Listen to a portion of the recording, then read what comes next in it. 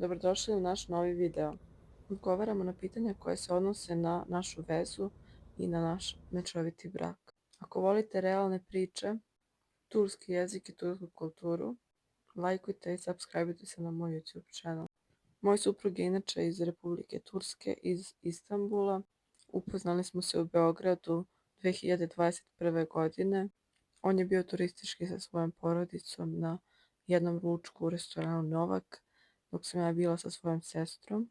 Moja sestra je u tom periodu učila turski jezik i slučajno je započela razgovor sa njegovom majkom i sa njegovom sestrom. One su sele zajedno popiju kafu, a Tarik je mene pozvao da popijemo kafu.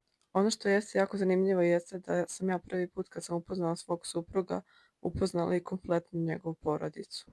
Pitanje je ko je koga prvi kontaktirao. Prvo je kontaktirao Tarik mene i pitao me da sednemo sa njima popijemo kafu nakon što je moja sestra počela pričati turski sa njegovom majkom, sestrom i sa cijelim stolom kojim su bili. Inače, moja sestra je učila turski i tako su ušli u prvi kontakt. Posle toga je Tarik mene pozvao da dođem i sedem da popijemo kafu. Prvi utis jedan od drugom. What was your opinion about me when you first meet me or saw me? I got nice feeling and nice energy. I was having some attraction. It was good. Prvi utisak za Tarika je bio da je izgledao kao fin mladić, pozvao me na piće, bio je kulturan, tako da to je moj neki prvi utisak. Imala sam neku pozitivnu energiju koja me je privukla kod njega. Did we click on the first sight or it was a little bit strange in the beginning? What is your opinion? For me, it was nice enough to we want to know each other more. That's pretty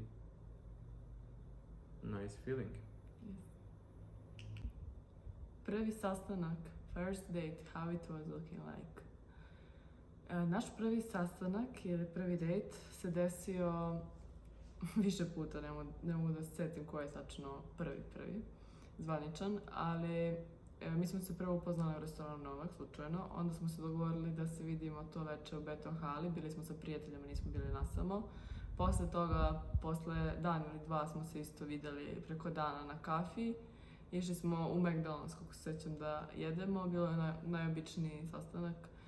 Nakon toga je Tarik otišao za Istanbul, otišao je, posle toga je putovao sa drugarima i posle mjesec dana se vratio ponovo za Beograd i tada smo zvanično započeli našu vezu, a svo vreme, tokom tog vremena smo naravno komunicirali preko poruka i video poziva. Who was more nervous for first date? Which one you consider first? Maybe when you come from Turkey to Belgrade after 1 month. I'm considering, because that time we started the relationship, like, that time we had the first, like, let's say, date, kiss, and... I don't know. I was nervous. I was nervous, maybe a little bit. Maybe you wasn't nervous. Maybe I was, yes.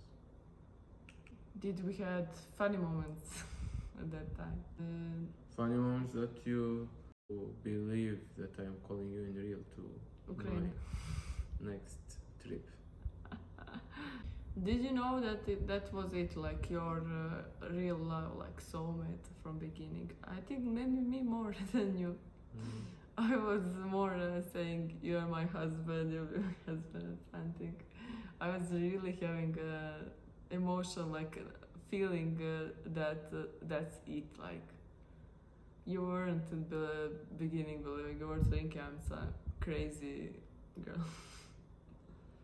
Maybe because I'm older than you, I learned to not start with very big hopes. I don't know. Maybe.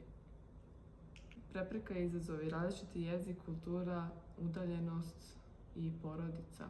Mi smo prvo bili u vezi na daljinu 2 godine i nama je najveća prepreka bilo to različito i vreme i koje nismo mogli da provedemo zajedno i daljina koja nas je razdvajala.